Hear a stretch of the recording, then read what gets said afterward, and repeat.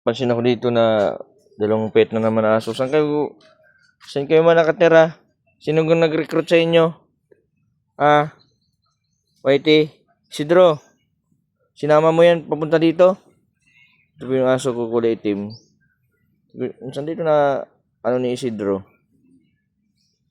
Hinakit po dito. Kanina itong mga aso nito, bakit ang papayat?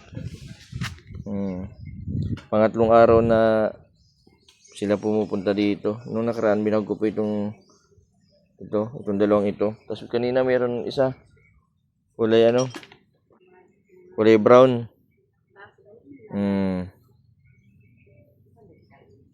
Dati nasa may lang yan, sa may kalsada. Ngayon, palapit sila ng palapit. Choya. Nawakan ko. Halika. Oh. Choya. Takot pa siya ngayon. Halika. Medyo maila pa. Lagi ko po ito babawagin na sa tumaba. Kawawa din po yung mga aso pong ganito.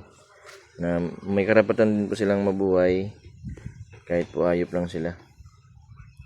Kasi ito nga po ang magandang bantay.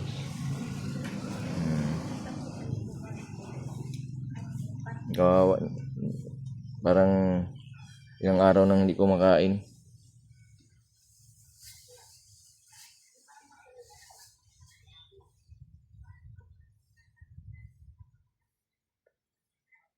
Palabas pa lang po ako mabili akong dog food.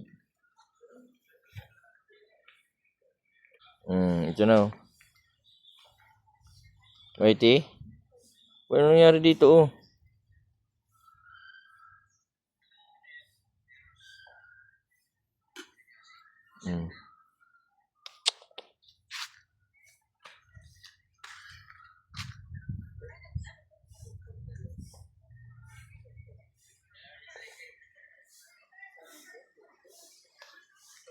Ay, pambira. Whitey, halika dito dali. Dito muna kayo. Huwag muna kayong umalis. Mabili lang pagkain. Grabe ang papayat ninyong dalawa. Nasaan pa yung isa? Siguro ito, magkakapatid. Halika. Pag tumaba ito, mga magagandang aso ito. Lalo na ito.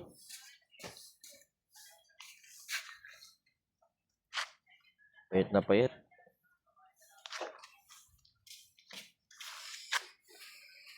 Dito muna kayo Isidro, huwag mo nang paalisin yung barkada mo Mahilig mag-recruit yung aso ko.